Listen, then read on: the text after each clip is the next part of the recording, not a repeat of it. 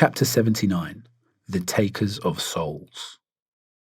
I swear by the angels gliding from heaven, and the angels that drag the disbelievers' souls after death, and by the angels who take believing souls in a painless manner that is best, and by the other angels who after judgment rush the souls to heaven or hell, and by the archangels who follow my commands, Israfil, Michael, Israel, and Gabriel.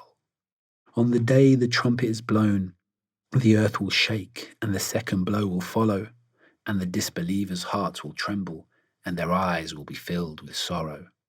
Ibn al-Harith doubts the resurrection, saying, "After our death will we return to life again? Even though our bones will have all withered to dust, such talk is clearly insane." But they don't realize that at the trumpet's blast, they will completely reform. This is just as easy as it was for God to create them the first time they were born. Muhammad, we reveal to you now the story of Moses. We called to him in Tuwa, the sacred valley, and said, "Go to the disbelieving Pharaoh of Egypt. His arrogance and pride have led him away from me." So Moses went to Pharaoh and said, "Do you wish to redeem yourself and remove all your sin? Allow me to guide you to be in awe of your Lord and leave this arrogant state that you are in." And Moses showed him God's miracles. His hand became white and his staff became a snake. But Pharaoh ignored the signs he'd seen and gave up the chance of accepting faith.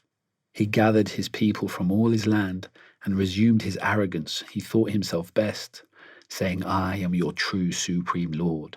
So God condemned him in this life and the next. And in revealing these events to you, Muhammad, there is truly much to learn.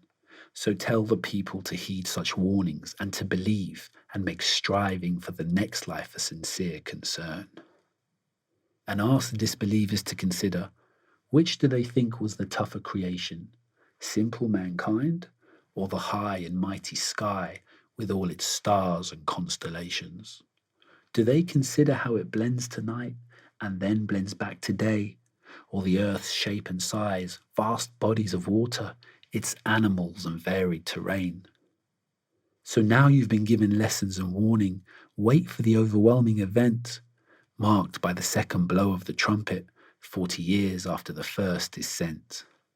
Then Ibn al-Harith and such others will know what they did in their disbelief. Hell will be seen by them who followed their wayward desires, a fire that gives no relief. But those who held their Lord in mind and restrained themselves against base desires, they will have the paradise, the best of returns, and of which there is no reward higher. And of the day, the disbelievers ask you, "Tell us when it will come." But you can't. You were only sent to warn. You do not know that information.